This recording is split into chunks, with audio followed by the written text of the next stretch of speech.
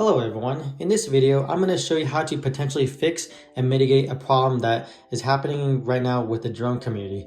And I noticed that sometimes video might freeze or corrupt, and a simple fix is actually a piece of tape.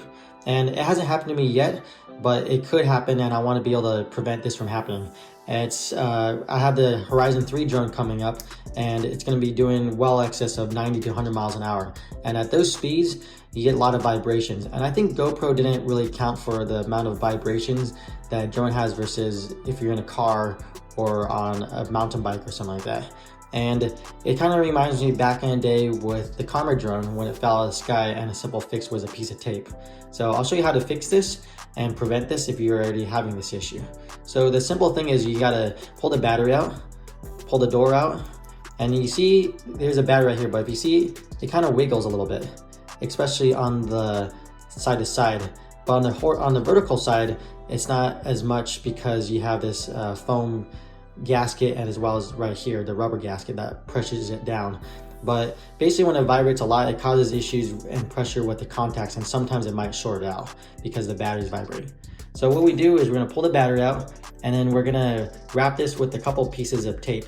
So you can use Kapton tape, or you can use some electrical tape.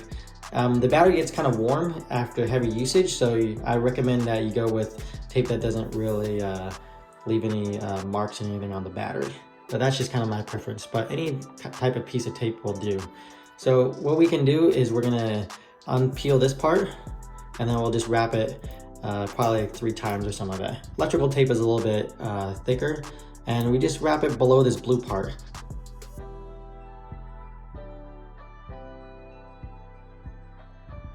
So into the battery back in, and then you see it's a much tighter fit.